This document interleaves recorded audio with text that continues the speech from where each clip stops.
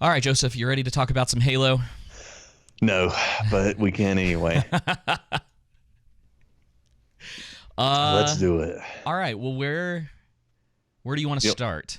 you want me? I'll just talk with you first. I'll just Okay. say my one sentence on my overall feel for the first episode. Because I want to kind of go through the episode. I have it kind of queued up Yeah. so that we can do still-ish images, Yep. so that we don't get any sort of like copyright stuff, and we can try to stay as in fair use as possible. Um, Hopefully they don't nick us for putting just Still images. still-ish images up. Please, all right. Give me your initial thoughts of the first episode, and then I'm going to give you my initial opinion overall. Okay. And it is I watched that crap for free and I want a refund. I would sincerely rather sit down with my wife and watch Bachelor, Bachelorette, The Real Housewives of whatever city, or whatever, rather than watch that. Like Wow. that episode, man, it really does borderline on one of the worst sci-fi. It's like you know what, a great way to say, the like Sharknado or like sci-fi B movies. That's exactly how I felt about this episode. Okay. Okay. Yeah, I don't really disagree. I think that it was, and we'll get into it more when we kind of get to the actual breakdown of the episode. It was weird. It was felt like an algorithm wrote it. I don't completely disagree with that sentiment. There was a lot of stuff that they revealed about characters, and even the way that the episode ended, that didn't feel like something that belonged in a first episode. If you're talking about, and I say feel, but what I mean is when you're writing your first episode, you want it to line up, or excuse me. No, go ahead. Yeah, what you want it to do is set up the rest of the series or the season. Season and series. Yes. You're doing both, right? So you're trying to introduce characters. You're trying to give an idea of a bit of what the overarching plot is. This kind of did that, and I know it's just the first episode, but it's one of those things that if we weren't going to review this, I don't know if I'd be watching any more of it. Yeah, same. I don't think they did a good job of getting me interested in any of the characters, even Master None of Chief, them, right? I mean, you would think that a show, Halo, he was in it way more than I thought he was going to be.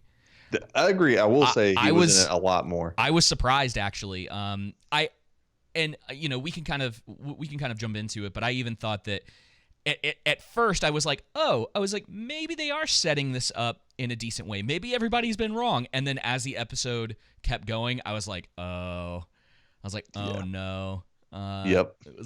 I was like, what's going on? I was like, why is everyone acting the way that they are? It seemed odd, right? Like yeah. you don't connect with any characters.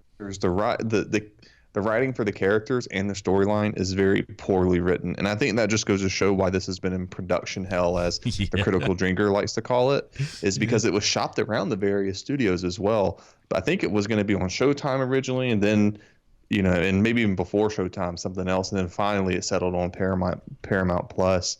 But it really just goes to show you they don't know what they're doing, and that admission that they, prior to the show releasing, that the showrunners and certain members of the cast, including the for Master Chief, what's his name again?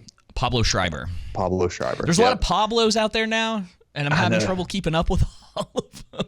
That he didn't, they didn't look into the video games, do nothing with them. No, and it bugs me. Okay, so take Henry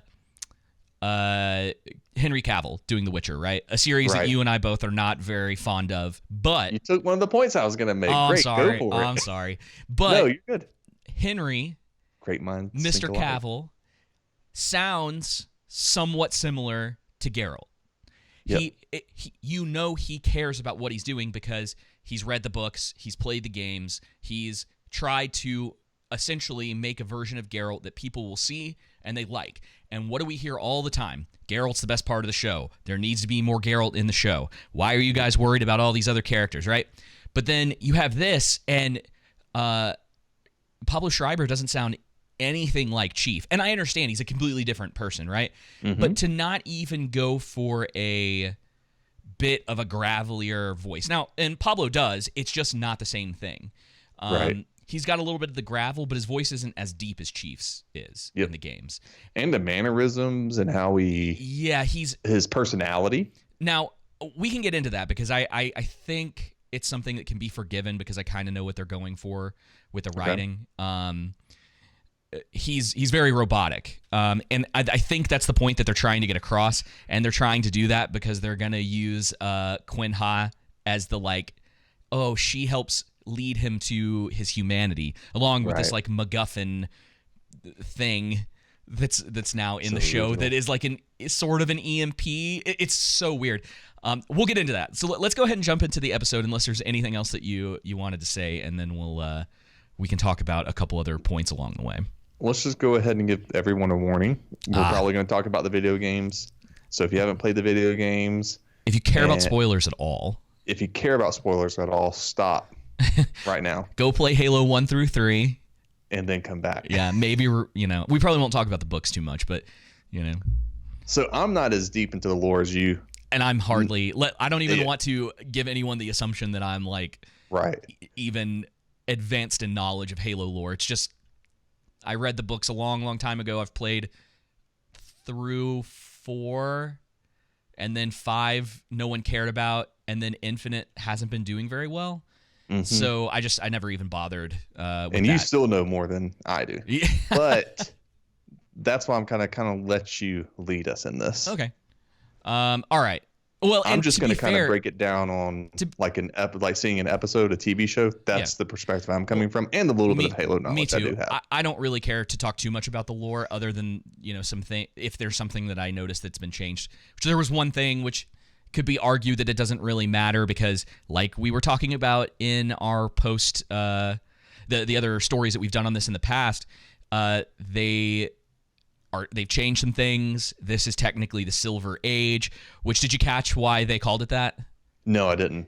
His team is called Silver Team. Oh, yeah. So it's I see what you're doing. It's okay, whatever. So I will say everyone that I've listened to, whether if it's been positive, neutral, or negative, that knows Halo has said this is nothing like the games. They completely transition from the games. And most of the people who are neutral to negative, they don't like it because of that. So it's fair enough. All right. So the show opens up on planet Magigril, which I kept thinking every character in the show was calling it magical. I don't know if you, yeah, but it's Madrigal. It's Magigril. Yep. But it was just Planet Magical, and you're oh no, guys, it's you're gonna do a show, maybe not make it a name that's that similar, right? Especially someplace that I don't think, other than this opening scene, is gonna play much of an effect into the rest of the show. Yeah, exactly. It's where they find the MacGuffin and everything. Madrigal. So it opens up. We've got this it's really sandy. Another sandy planet in a show with another character with a helmet on. Well, I was thinking Star Wars because this is all you get from Star Wars nowadays. Oh yeah. And here's their little base inside or on Magical. I'm just gonna keep calling it Magical. Magical. No one's gonna know because it's and we get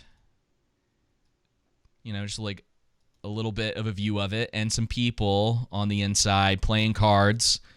Then we later find out that they're rebels. Yes. And that they don't have a good view of the United States. What's it called? USNC or something? Yeah. The Spartans and the government. Yeah, they're the I just had it pulled up. Was it the United Nations Space Force, I think? Something like that. But they're the space. It's essentially the Space Marines, and the Spartans are a branch of the organization because they make it very clear at the very beginning. Oh, Spartans are not Marines. They're different. And I'll admit, I there's like little bits of this opening that I'm like fine with. It's more of a neutral feeling. I think most of the people in this opening scene, they don't stand out necessarily, but they're all. It's also not, the acting's not as stiff as some of the other stuff in the episode. I don't know if, one of the things I have is that I don't, and this is just a writing difference, in my opinion. You don't necessarily have to spell things out for your audience. Let the audience see that the Spartans are faster, smarter, more intelligent. Oh, they're not showing really much sympathy and empathy. They're coming across more robotic, and they're, there's a gap between them and the regular Marines, right? Yeah. Do you recognize this guy? Oh, I can't see. You're not sharing your screen. Oh, my bad. He's like typical. He's like the typical villain in all of these. Oh yes, I know who you're talking about. The guy that was talking in the beginning on the TV screen. Yeah, I'm sharing it right now. Yep.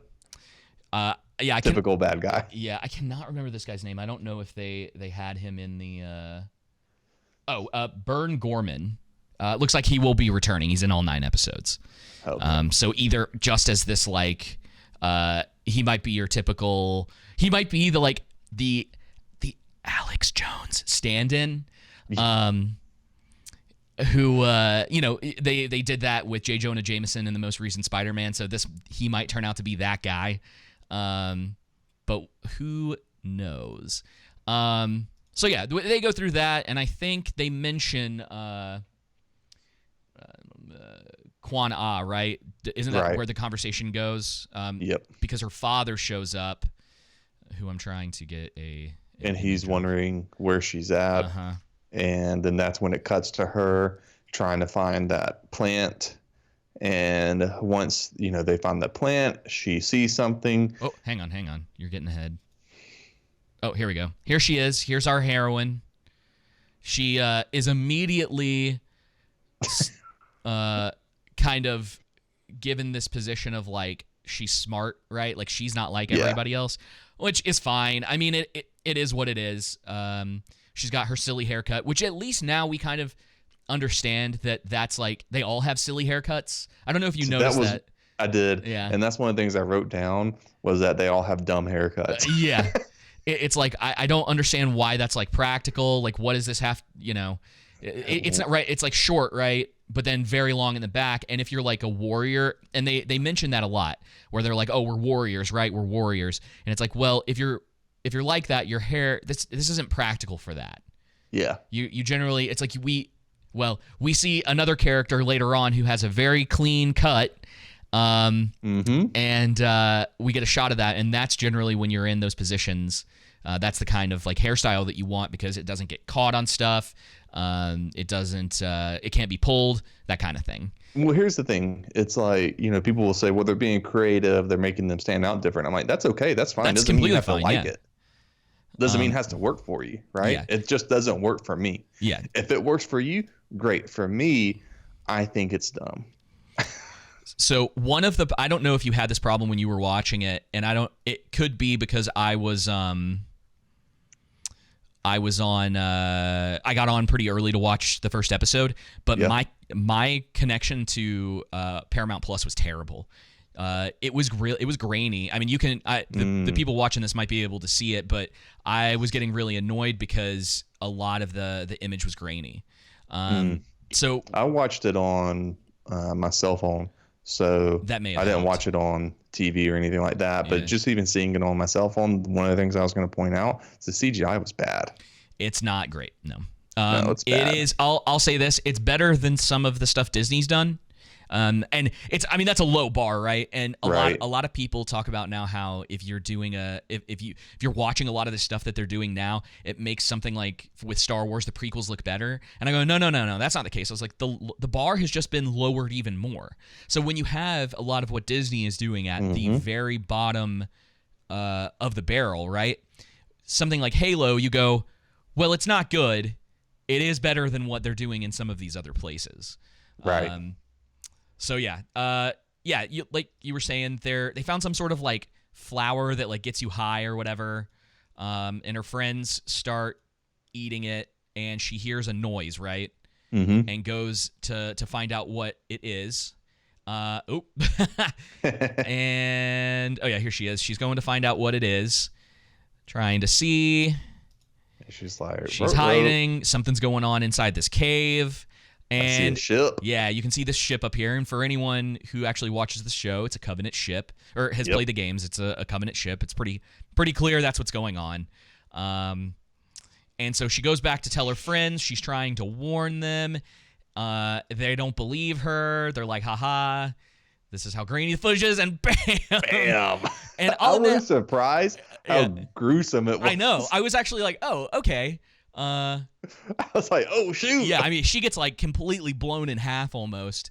I don't know if you did, but I laughed because it was just so out of nowhere. Here's her. This is the way that that Quan-Ah looks for the entire rest of the episode. They never, no one even hands her a cloth, right, to be like, hey, you should clean yourself off, even when she finally runs into Master Chief. Dude, and then from there, everybody starts, when they get shot at by Covenant, they splatter. Except for her, which we should talk about this. It's incredibly convenient that she's the only person that survives. Yeah. Now, they make, my guess, if anyone was actually trying to argue this, is that they mention when they take that plant that it's pretty fast acting. And so maybe the plant is the reason that all of her friends weren't as like aware of what was going on. Reactive. But I'm like, that feels a little that plot armor is thick, right? Oh yeah. And this is very convenient for this kind of scenario, and she's right there with all of them, and it just so happens, because like you said, with plot armor, because the plot has to move forward, that she is not murdered along with everybody else. Yep. So she runs back to the base after her friends have gotten hit, and there's this one shot that I wanted to get because I was like, this is ridiculous.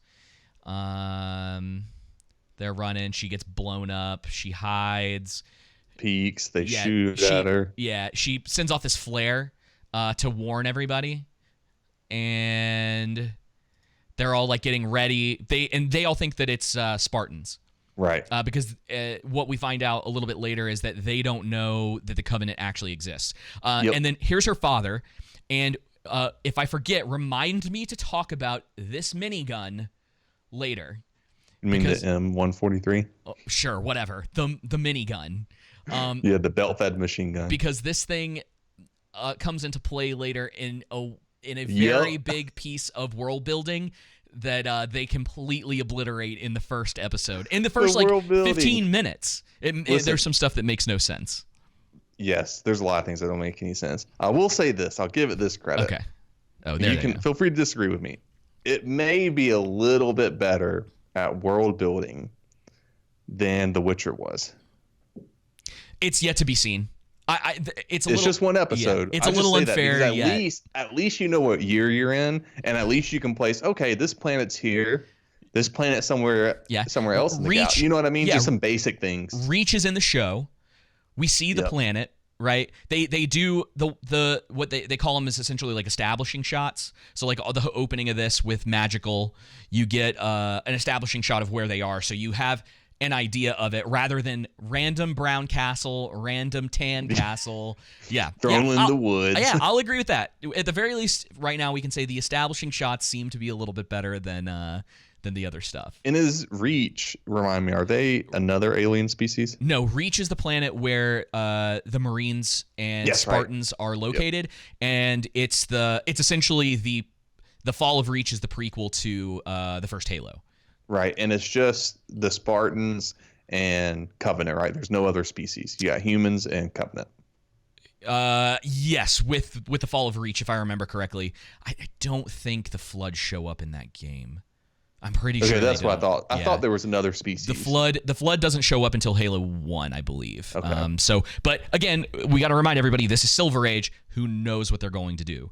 Exactly. There's all sorts they don't of stick weird to any canon at all. No. So we'll move it along a little bit. So I showed a screenshot a second ago of her telling her dad like they're not Marines, and he doesn't really understand. So everyone's kind of getting prepped.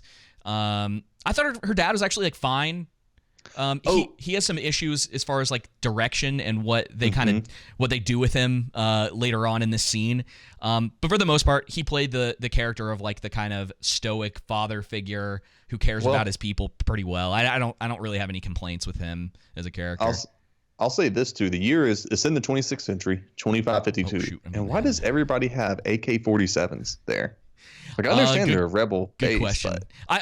So I'll AK-47 in the year 2552? Okay, I might disagree with you only because the AK-47 probably would survive that long, just because of the style of gun that it is. I understand. Where it's like those things will run forever. But yes, you're correct. I think it's probably more just to establish that they are not as wealthy and well off as the Marines. But you're right. It could have been nice. I don't even know if there's David, who typically carries the AK-47s in real life that are rebels, that rebel? Terrorists. Anytime you see a bad guy, they're carrying AK-47s, right? Yep. Okay. Quote unquote bad guys in movies or in the corporate press. Mm-hmm. I can't get a good shot of the AK-47. Anyway, so the elite come in. They mentioned that there's around 21 of them, I believe. And they look fine. I think I'm not a big fan of how I wish all the armor for all of the characters, like the kind of over the top characters, was a little brighter. That is a personal thing, I think. But Halo always had that feel to it for the most part, especially the early games. Like Master Chief's armor was a brighter color of green than it is in this show. Right. Agreed. And I'm trying to see if I can make everything more kind of like a pale color. Yes. Aesthetically speaking. So the town starts getting like slaughtered by the elites. This guy gets stabbed through the back as he's trying to get into where Quan Ha and all these kids are. And then that whole full room of children get murdered. Here it is. So here's the elite from the outside and her father over here. Yeah, and he's about to open this door and just like obliterate these kids. And of course, conveniently, Quan Ha happens to leave before all of that happens. Her father is stuck underneath a truck that had the because it flipped over the belt-fed machine gun. Yeah, had the which none of the AK. By the way, we didn't point out the AK-47s, the belt-fed machine gun, had no effect on them. On Covenant. Okay, thank you. Yeah. So and this is gonna come into play later. So they're shooting these AK-47s, these belt-fed machine guns or miniguns, whatever, and they have no effect on the elites. And it's like little rubber bullets are just bouncing off of their shields, or being absorbed or something. Yeah, right? there's something that's going along with it. And then, of course, they look up into the sky, literally right after these children have all been slaughtered, and the Spartans show up. And here is a shot of the inside of, I believe, Master Chief's helmet, and you can see his have that first person. They couldn't help themselves. View. They had to do it. And then he's got like his energy thing up here, and you even hear the sound later on when he gets hit of the shields beeping, and he has to hide for a minute to recover. And it's like, all right, fair enough, guys, but like it doesn't mean that you know what you're doing just because you happen to catch that specific thing. The first person shooter view, right? Yeah. It's been done in other movies. Gamer comes to mind. And then here's pretty much our first establishing shot of Master Chief, and Quan Ha's father sees him. And is pissed at him, saying Spartans are here. Yeah, I guess to join Covenant. Yeah. Seems like the logical conclusion, right? Exactly. He thinks, let me attack this guy that's here when this Covenant force shows up and is killing everybody around me. Yep. One of the things I hate about this show so far is how you could maybe say one-dimensional some of these characters are. Like, there's not a lot of nuance in their hatred of the Spartans. I think that plot point could be really interesting if done right, but they spend. It seems like there's so much hatred towards the Spartans that they're like, I know that my gun might not do anything to him, but I'm still gonna try. It's kind of like, it seems like his attitude before Master Chief saves him and everyone else and starts killing off the elites. So you get some other shots. Let's see if I can find any with. So yeah, he kills that one. This guy's like, they're here to help us. So we should mention it's Master Chief and three other Spartans. Three other Spartans. Yep. Silver team. His silver team. So here he is. He's fighting. I thought this was fine. I mean, we're talking about like television quality of stuff, but it's he's just like he is. I mean, dude, there's like this chance that he's going to be like a massive Mary Sue in the show. Who's that? Master Chief? Yeah. That he's just like, he's so perfect. And I think they have like a different name for it if it's a dude, but we're just going to call it that anyway because that's sort of the typical. I kind of felt they were going to go that route with Quan as well. It's definitely possible. I mean, she's got the plot armor for it. And then later on in the show, she picks up one of these massive rifles and seems to be, it looks so awkward, but she seems to be totally fine using it. And I'm like, I don't believe it. I don't buy it, right? I don't buy it.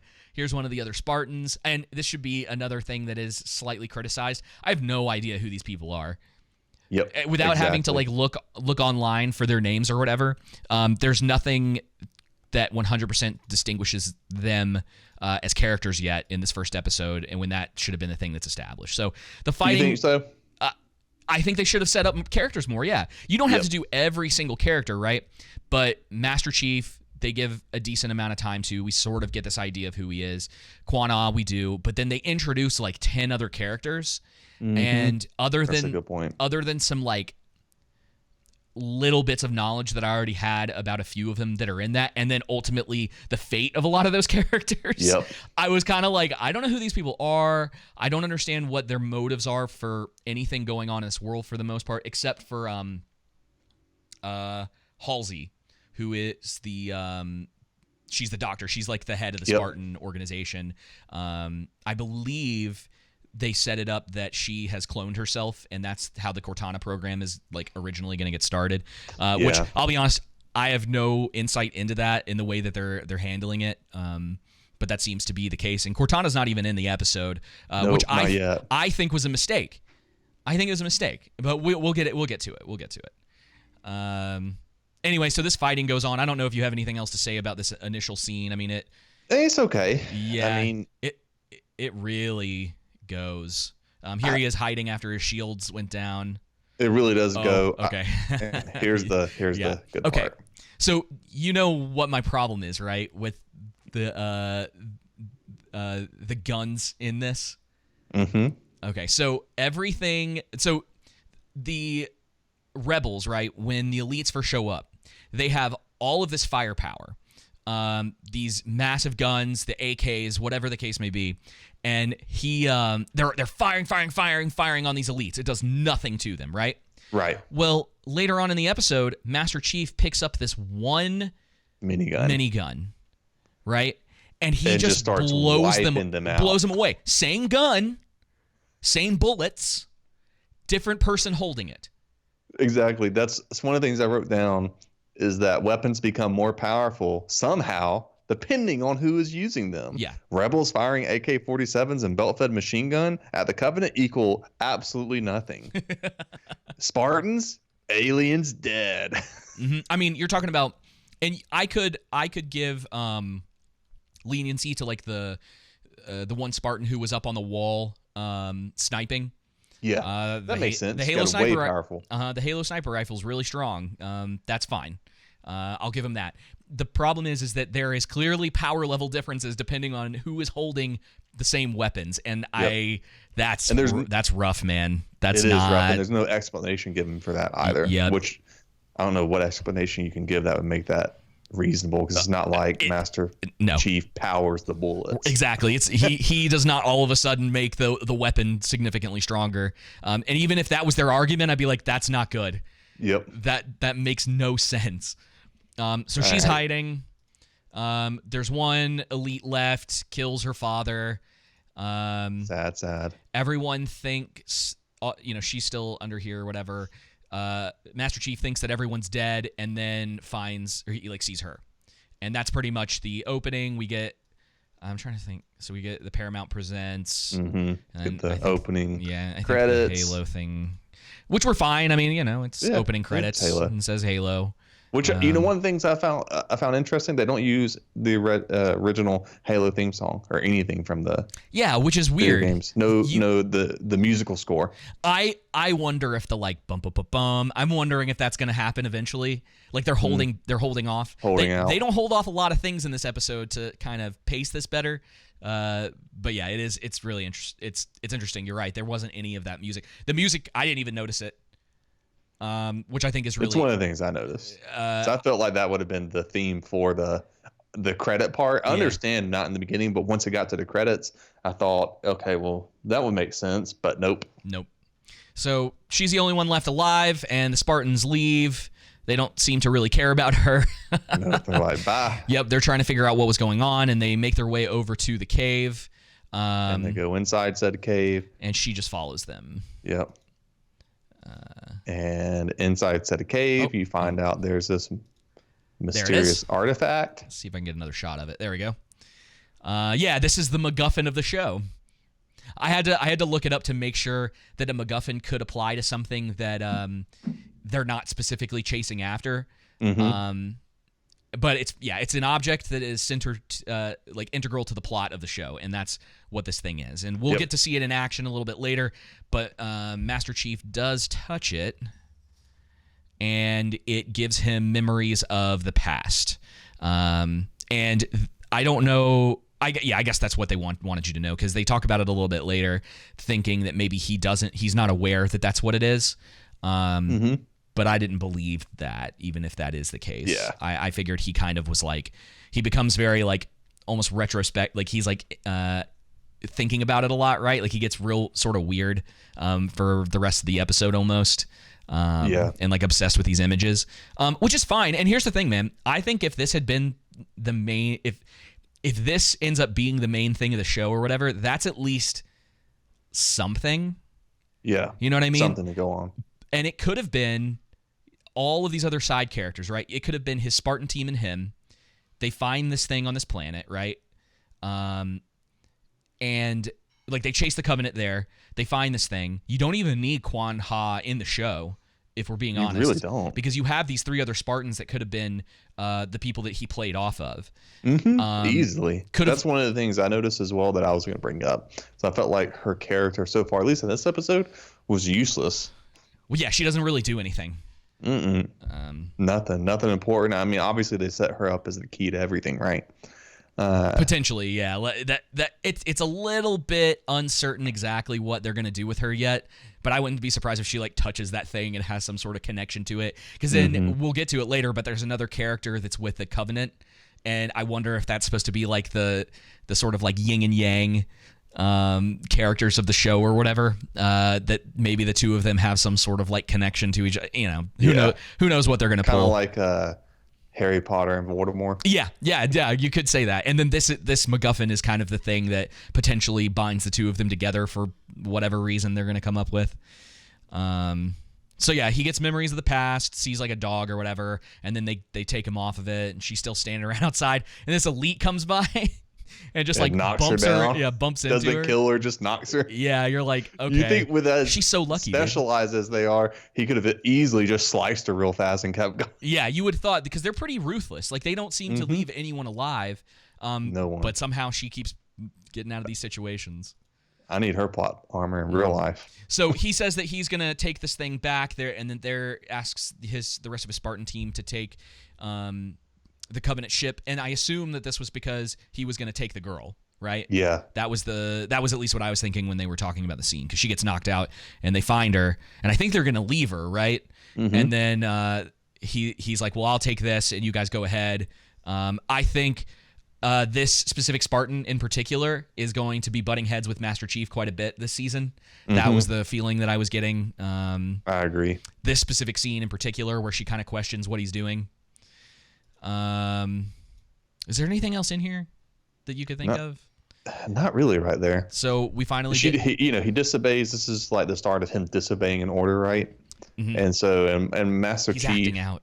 Yeah, I mean, they definitely changed his... I know that they changed his lore from the video games, like as far as the robotic nature and everything, and I can't remember exactly the repression that he does. And I felt like the video game, when I read about it, that it was a better way to go about introducing his character, at least if you're gonna repress. But I don't like, as we'll get into later, I don't like how they set him up, his backdrop, and kind of who he is now and stuff like that. So yeah, I'm not a fan of it.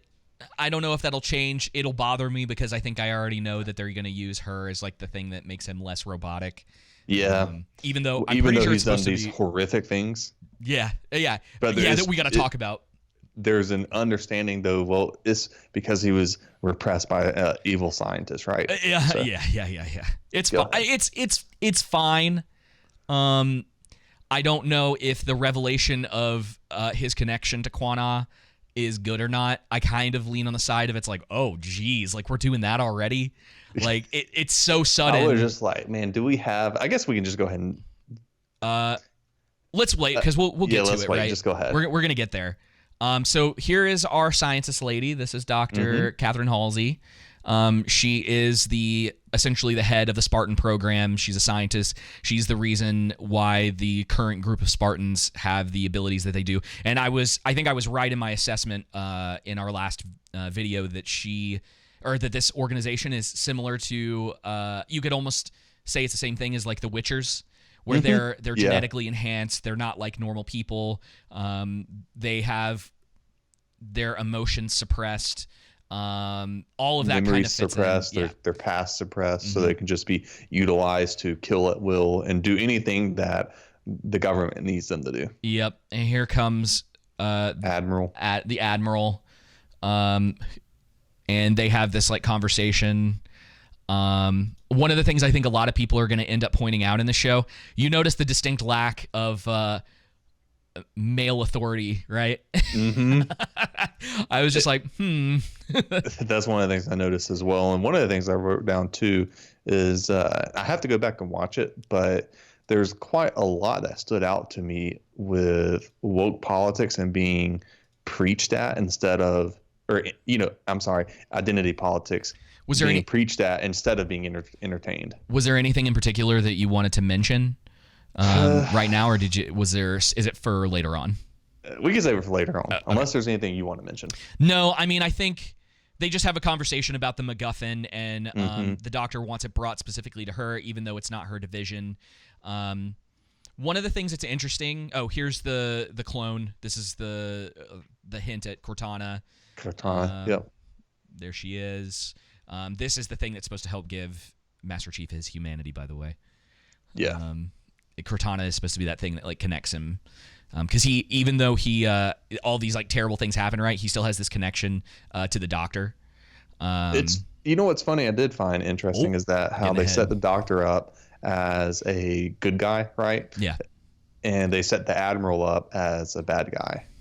Interesting. It is interesting. I'm curious to see what it is. I kind of find all of these people pretty like reprehensible for the most part, which is fine. I agree. So here's the thing, and Halo is inspired by stuff like Aliens and Starship Troopers, just like the society of the Marines and the way that everything kind of works in their culture. Oh shoot! What did I just do? I just lost my. You tell me. Hang on. We can keep talking. Okay. But I'm okay with the Marines being a little bit like authoritarian or whatever. I think there's some good stories that can be told in. I'm getting ahead. It's an interesting plot point. Yeah, if done well, and that's my problem is that I think a lot of the acting is really stiff. It is really stiff, really plain, and I think that's part the writing and part the actors. Yeah. I don't know if a lot of the characters just it's just not working for me, and that could be like a really subjective thing. I mean, you could find someone out there that thinks the acting is great, but have to work for our opinions don't have to work for everybody, right? Sure. They that said, this isn't worth your time.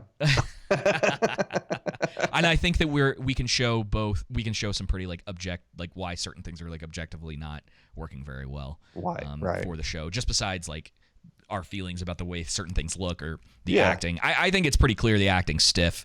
If you were to pull up, even something like Lord of the Rings compared to the acting in this, it just, it's a night and day difference, right? Yeah. And I think that probably comes down to the cast not knowing their characters, right? Not looking at the books, the video games, which are integral, even if you're not going to base it off of the exact timeline. It's still integral to what you're doing. It's still imperative for you to understand who these characters are, what they sound like. Again, going back to The Witcher, you look at Henry Cavill. That's exactly what he did. Played the video games, read the books, and that's why he's the golden star of the show, right? He holds it all together. He's the glue of The Witcher. But there isn't any standout performance that made me want to come back to this. Agreed. Whereas even though The Witcher was bad, I just wanted to see Henry Cavill. He makes it interesting enough to get through some back. of it. Yeah. And that's why everyone complains there wasn't enough of them. All right. So we have the Covenant. Here is their little jellyfish station. Planet. Whatever this is. And we get a look at I forgot what these guys are called. Do you remember? Dude, they kind of. Yeah. When I saw them, I died laughing, dude. I'm like, really? They look like this in the games too. This isn't I think they probably could have done a better job with the design for sure. But this is pretty integral. I was actually kind of like, oh hey, it's one of those guys. When they showed up, that was about it. It looks bad. It's not necessarily the design. It just here's our. I don't know if it's a combination of practical, costume, and CGI or what, but I don't know if it almost looks like a puppet to me, but I don't think that's the case. You're right. I think the face is CG for sure, and it may be a person just kind of underneath it, and there may be a little bit of puppetry going on as well. But yeah, I'm not real thrilled with it. His throne looks super cheap. It does look really cheap, right? This looks like plastic. Like these don't it doesn't stand out at all. You know what? They could have at least gotten that golden statue at C-SPAN or whatever it was, CPAC of Trump. Oh, from a couple of years ago? Yeah, and melt it down and done this. The golden idol. Yeah, and some of this, man, it could be lighting. It could be. It could be a lack of lighting. I don't know if there's. But that's on them, right? They need to. It just looks like cosplay. A shot of it. Yeah, it just not real impressed. So anyway, this is where we meet what I'm assuming is going to be our villain for at least the season, if not longer. And this is what I was talking about before, where this lady who I think she's a human. She is a human. A human with Covenant. Shocked. She is. Even though that's not how it goes down in the games. Yeah, the Covenant doesn't have anything to do with humans. They hate them. Exactly. So we don't know why she's here. She probably was like abducted by them. And again, she probably has some sort of special connection to that triangle MacGuffin. I believe she's playing a character called Mackie. I never caught her. I didn't catch her name. Yeah, I don't think they said it. I know that Emperor leader alien dude is Mercy. Okay. So. And they refer to Master Chief as Demon, I guess. Yeah, which is actually canon. That was something that I was like, oh, okay. Well, this is Mackie. She's gonna be at least potentially our villain. Though, let's be real. I mean, we could probably take a bet right now that she turns into a good guy by the end of the season. Yep. And either sacrifices herself for like Chief and Quanah, or like starts working with them and starts telling them all about the Covenant, and it sets up whatever they're gonna do for the next season. Yeah. Yeah, man. I'm like, okay, and like she's like reading, and he's like, I guess like gaslighting her or whatever, or like she has like Stockholm syndrome or something, because it's like you're reading these things so that you understand what it means to be a human, so that you can like infiltrate them, right? Right. That's what he was getting at. Yeah, that's what he was getting at. And for me, man, just the whole, I'll just go back to, I just think they should have just stuck with what the video games did. That's what made Halo so popular. And you have a simple, even if it's not, 100%, you have a simple story you can tell of people just wanting to see Master Chief kill aliens and aliens trying to kill him, right? And it's a perfect message for right now, because there's so much polarization, disunity. Hey, why don't we just do a show that's about unifying the human race to come up against this existential threat? Yep. And here's the thing, I'm fine with a little bit of the like back end politics stuff of how the Marines are organized, or what they, if they agree or disagree with what certain people in command are doing, and all of that kind of stuff. But you're right. We need to get back to a place where writing is much more simple, because it's exhausting trying to keep up with a million different characters, trying to feel connected to any of them, which you're right, I didn't by the end of the show. I was like cracking up at this shot right here of the alien. This looks pretty rough, dude. Again, there's so many different subplots going on, and it's like people just stick to some simple, basic ones, and then introduce other points and the other subplots, and either later in the season, if you need to, or in the next season. You know what I mean? It's just overly complex of having to follow this subplot with this character, and this with the next one, and this main overarching subplot, so on and so forth. Yep. So Kwon-Ah's back on the ship. She's like angry. Still has blood on her face. Yeah. Still, you would think that Master Chief would have been nice enough to like at least, clean it off. I imagine there's something on this ship that would have been able to do that. Anyway, I think this is when we get introduced. Yeah, here we go. It's a non-political person. Yeah, to our one of the race swap characters in the show. This is hang on. What's her name? I just had it. Keyes. This is Dr. That's it. Dr. Miranda Keyes, who is the daughter of Captain Jacob Keyes. He's a captain in the show, and I think he eventually turns into an admiral, and he's pretty integral in some of the earlier Halo games. And listen, I don't want to spend a whole lot of time on the whole like race swapping thing. The show's bad enough as it is. That's just one of those. And it's CBS. Yeah, it's not surprising. Ground zero for wokeness. So. Yeah, it's not surprising that they would do something like this. Anyway, it's just another one of these characters. The acting's pretty stiff. And back to the matter is, when it comes to Halo, I'm not a purist. And it's a silver timeline, Joseph. So it's not the same. Exactly. Yeah. So anyway, she's trying to convince her to warn her with the government, and to say to the rebels out there, hey, we were attacked by Covenant, and the Spartans came in and saved us, basically. Yep. And then so how did you feel about her response to this? I felt that it was off. I agree. Because there's no setup. There's no setup for me of her disdain and strong hatred of the Spartans Reach, right? Is that what they're called? Yeah, that's the planet they're on. That's the planet they're on. So, and the government, other than there's a slight distrust they have there, the propaganda and everything, but not so much so that when someone saves your life, you don't want to work with them at all. You know what I mean? I'm fine. Yeah, I'm fine with distrust, but she was saved by by the Spartans, and so you'd think there would at least be this like moment of her kind of considering it, but man, she just really goes all in on how much she hates them. And this is what I was talking about, where it doesn't feel like the situation going on between the UNSC and everyone else in the show, or everyone that's not part of their organization. There's not like nuance there, where it's like, okay, I feel this way about them, but I'm alive because of Chief.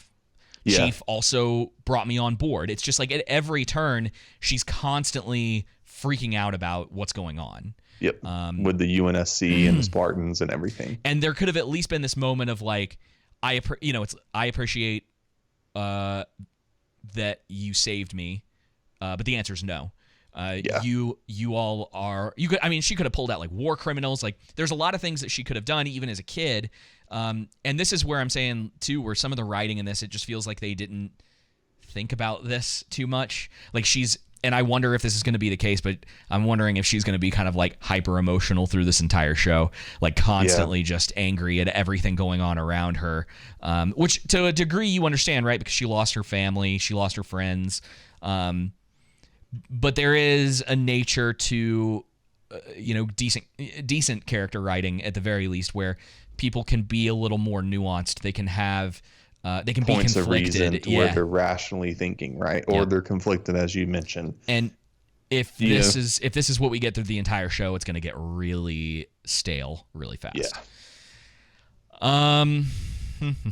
But so keeps going, and oh man, what happened after this?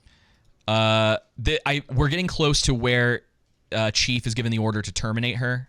Yep, and that's but right here, they're realizing that something's going on with Chief when he touched that artifact. Do we have that? And they're realizing that he had flashbacks to his childhood. There we go. Something going on with his body. They're able to point when he touched, that something has changed. When he touched the MacGuffin. He touched Halo. Yeah. When he touched that MacGuffin, it like sent some sort of like shock through his system, which would be potentially the reason why he is getting memories back.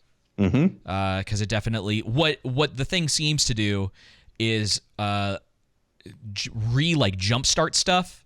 So it seems what it does, and this is kind of jumping ahead a little bit, but at the end of the episode, we see that it seems to take power from other things to power whatever's touching it. It's not clear, but that seems to kind of be the case. So yeah, you're right. They're talking about all that. I think they're just kind of jumping back and forth between all of those things. He finally comes in. He's like sick, and then eat some food. She's like, yeah. This admiral and the captain and daughter talk. Yeah, which I'm gonna be honest. This could end up being, if this goes anywhere and they have like a decent connection, I'd kind of be okay with that. If there's like a little bit of something going on between the two of them, because her mother is also in charge of, she's like her captain or something like that. She mentions that in there. I was looking through the list. She doesn't have a good relationship with her mother. Yeah. Go figure. Surprise, surprise. There's not from what I can tell, her mother's probably not going to play a good, like a big role, maybe yet. From what I can tell, it could be one of those things where they talk about her mother the whole season and then she shows up towards the end. Someone in particular will die, and her mother will come in as sort of the person to like take over, and she'll be part of the conflict. In the maybe the next season if they go that far. Right. So yeah, they kind of talk about their little bit of like family drama or whatever, which I thought was fine. I didn't really hate it. It just didn't really work for me. I was just kind of like, oh man, I don't know. I think it's just because of the whole episode everything leading up to that point. And when I say just introducing new stuff. When I say this, I really do mean fine. It's kind of not one way or the other. It's not the worst thing I've ever seen, but it's also not like I'm not gripped by their relationship. Right. But it's an area that they could potentially use as a way to get you invested in two very important characters in Halo. And that's what you want, especially because of what happens to, well, I say what happens to one of them, but it doesn't necessarily mean that that's going to be the case because, again, this isn't the same timeline. Yeah. Which really just means who knows what's going to happen. Yeah, they're going to pick and choose the storylines. I imagine that they have this plan to do the Fall of Reach at some point. Probably. But anyway, here they are talking. And this is when Master Chief learns that he assassinated her mother, murdered her. Correct? Yes. And it's so this is the kind of plot point, and this is a problem that I've heard, I want to say about a lot of the recent Star Trek stuff. There are these like plot points that they just bum rush through. And that's what they're doing with this. It would have been in a better story, something that is developed over the course of the season, where she's thankful that Chief saved her, but she understands what he did.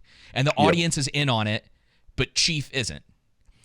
In this story, she just blurts it out. She's like, oh, we've met before. He's like, how? He's like, you murdered my mother.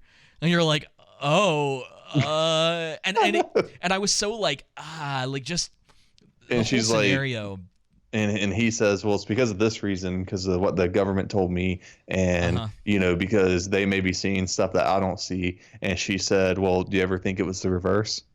Yeah, yeah, and it's something, man. I'm telling you, if in the hands of better writers, this could work. Right. This is one of those things where you show her side of the story, and over the course of the season, she is given more information about who Master Chief is. Right? He is, and why he does what he does. That he's not 100% in control of wasn't in control of everything that he did.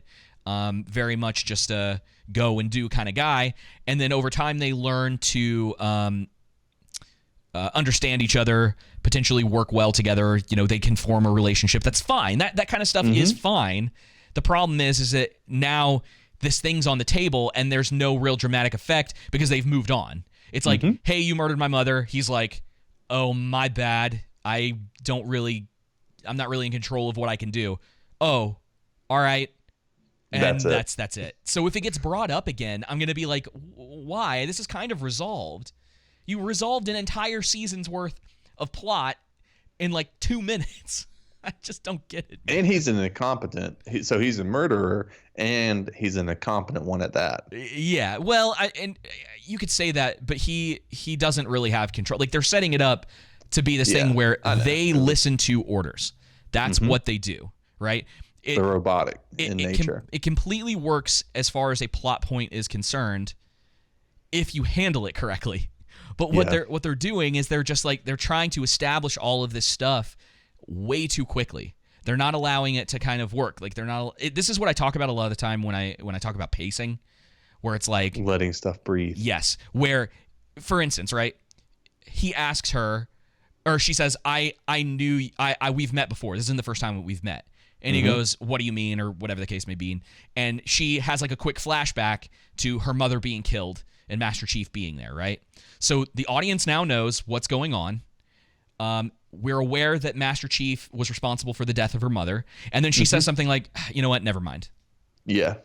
And then maybe don't worry about it. Exactly. And then maybe later on in the season, during some other emotional moment, it's revealed after that they've built this connection together, and you have a plot. You have this character plot between the two of them over the course of at least part of a season.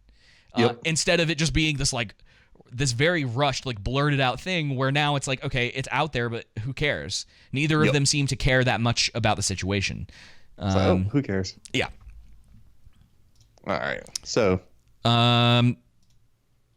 Then that's when he gets the order to terminate her. Yeah, I was hoping to find like the actual it doesn't matter.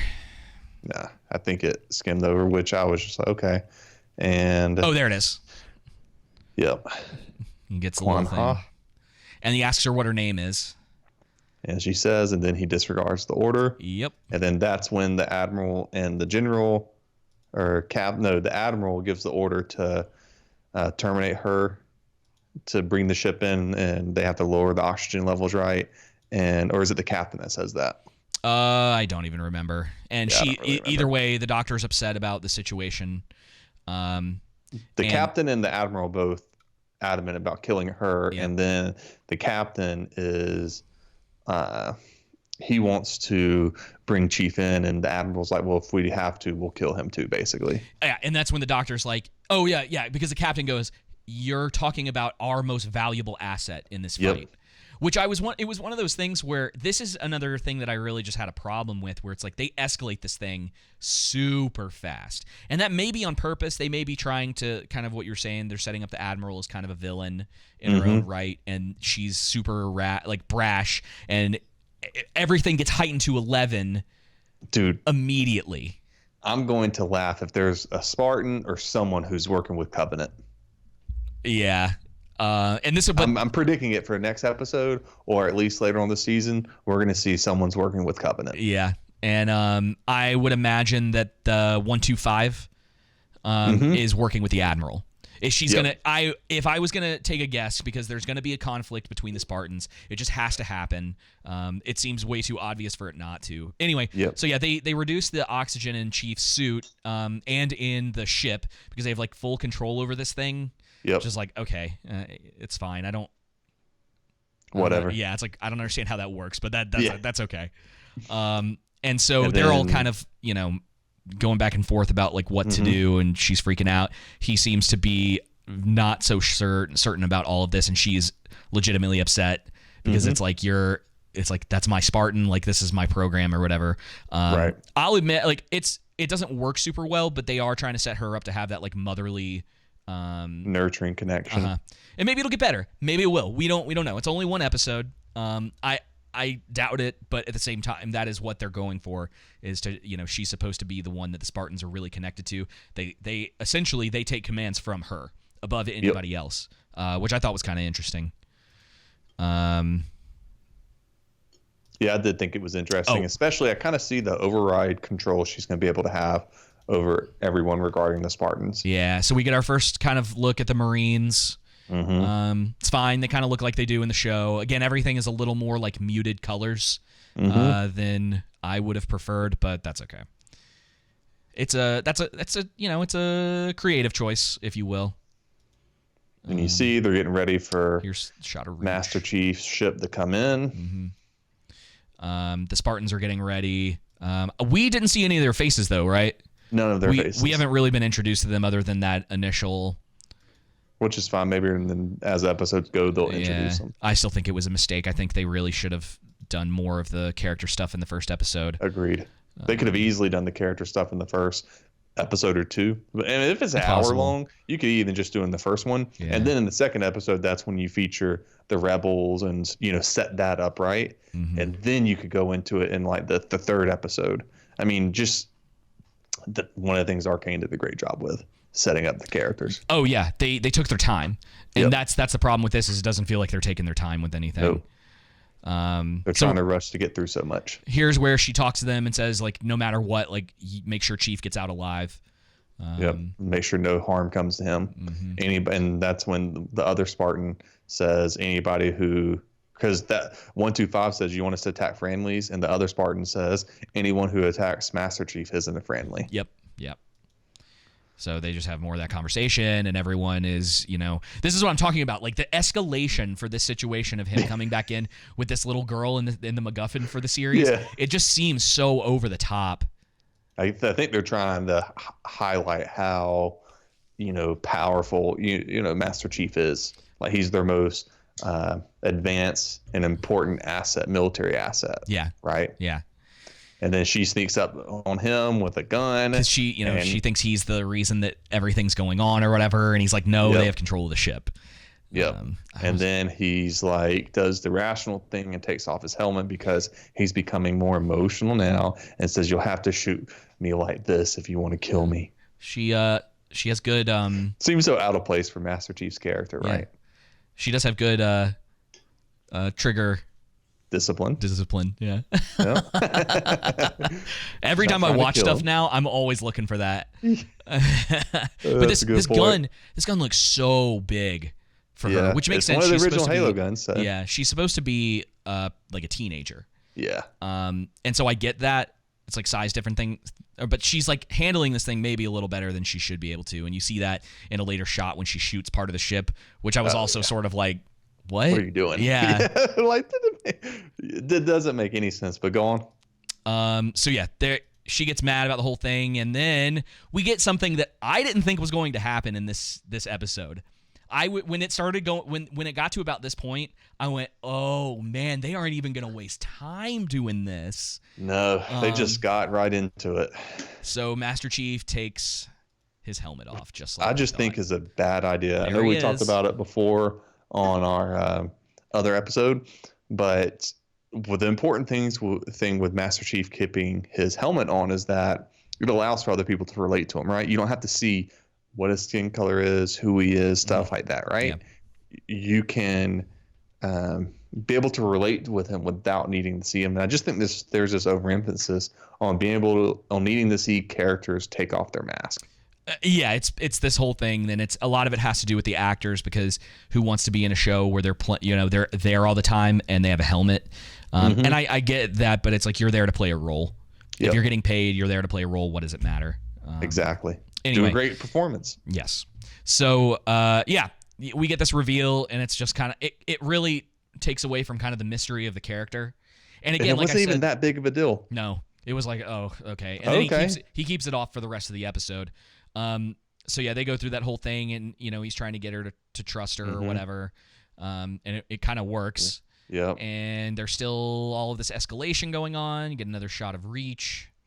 He asks her to pull. And then he's like, pull these cables out, and she's like, I don't know. And then she picks up the gun and just fires where the cables are, and apparently that works. It doesn't do any other damage that we know about. And he's like, okay. He has like nothing to say there, which should have been like, what are you doing? Like that, that's not what I meant, or Yeah, that could damage a ship, right? Oh man. And so it keeps escalating, and lands. The ship lands, all the power's cut to it, and the military surrounds him. The MacGuffin falls out of the case. Yeah, the MacGuffin falls out. Spartans are approaching. Here it is. Silver Team, and Master Chief doesn't care about anything going on. He just looks at the MacGuffin again. They're getting ready to fire on the Marines. This guy sees it. He knows what's going on or whatever. Yeah. He's like, oh no. Yep. And then Chief's like, oh, whoa, MacGuffin. He touches it. Ooh. Yeah, there it is. He touches it. It essentially he gets some more memories. It wipes out all of the power everywhere. So everything gets shut down, and it for some reason powers the ship back up. We don't know why yet. Yeah, and I think they pretty much fly off after that, right? Yep, and they take off, and that's it. And that's the episode. I'm trying to see if there's yeah, okay, yeah, and then it flies away, so then you get to see Reach for a second. So that is episode 1 of the Halo TV series. Do you have any closing thoughts, comments? I just find it funny how the Sonic movies are closer to source material than a show that only was popular because of the video games. And they think, again, it comes back to people being narcissistic, right? Thinking they can do a better job than what made something popular already. Doesn't mean you can't add certain elements to a TV show. That's agreed. Not in the canon, right? Mm-hmm. We talk about this with Peter Jackson all the time. The elves weren't at Helm's Deep, but he did that to show that men were truly alone for thematic reasons, right? And so, the Halo universe already has these stories and lore that people relate to that made it so popular. So I just truly do not understand why these producers, showrunners, directors, etc. keep insisting on putting fanfic out. Yeah. You could have even done some origin stuff for Master Chief where before he becomes a Spartan. Helmet could have been off.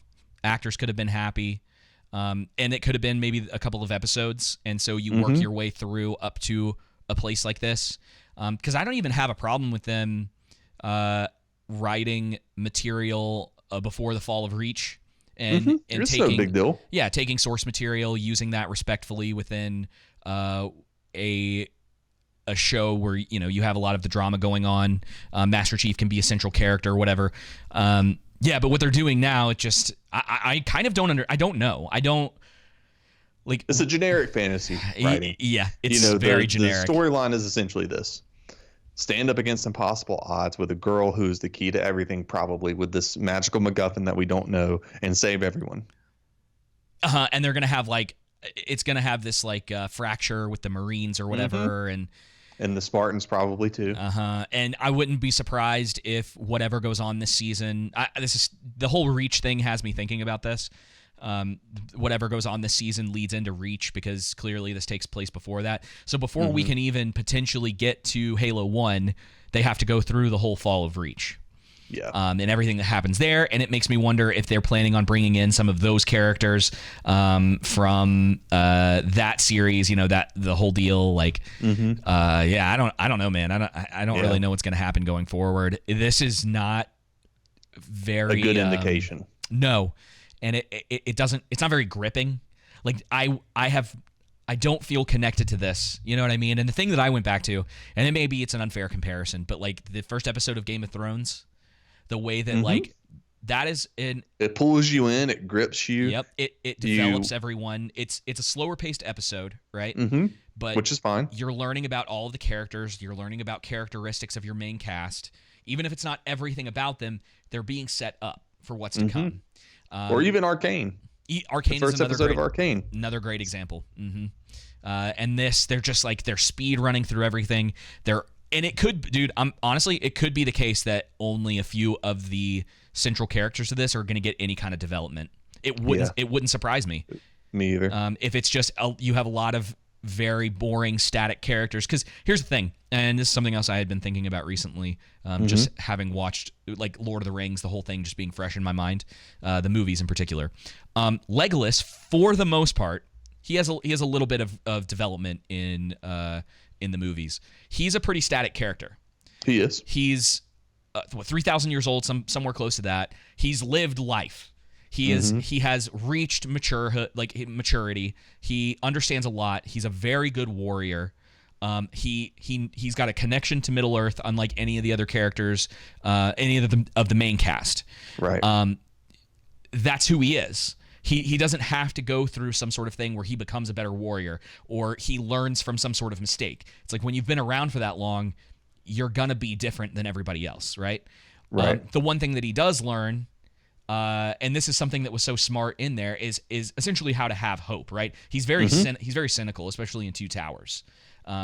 He doesn't think what Rohan is doing is a good idea, and so you have static characters that can go through a small character change. Arc. Yeah. Yep. They go someone who's like he doesn't believe in like men essentially, and then learns to understand like wow, there's more to these people than I originally thought. Yeah, and that's great. That's a cool little character arc for a great character. This doesn't seem like it's going to be like that. Nope. It's gonna be one of those things where it's like one of the Spartans. I could see it where they're just like, I disagree with what you are doing, and you must stop for the greater good or whatever. And then Chief's like, no. And then there's conflict, and then that Spartan's probably gonna it's gonna be resolved most likely by that Spartan dying. Exactly. That's probably pretty much it. Happen, yeah. Or they're gonna sacrifice a character because you can't have because 125 is a female. She's the blonde, I'm pretty sure, that we've seen in a lot of the promotional material. And I'm pretty sure she's going to have conflict with Master Chief, and she'll either ask for forgiveness before the end, or maybe you're right, maybe everything will just go back to normal and things will be fine at the end of the season, and there won't be any sort of payoff to any of that. They'll probably explain it away and give her a justifiable reason for, the atrocities, right? Yeah. They'll do something, man. They'll make something up. All right. Well, everyone, thank you for tuning in to episode 1 of Halo. We'll be back next week. You can expect these every Friday for 9 weeks of the show. For 9 weeks. For 9 weeks. Oh, man, I can't recommend you watch it. Didn't grip me, but maybe episode 2 will be better. Yeah, maybe we'll be surprised by the time this is all over and our attitudes will change. I doubt it, but you never know. You never know. Yep. All right, until next time, y'all take it easy. Take it easy.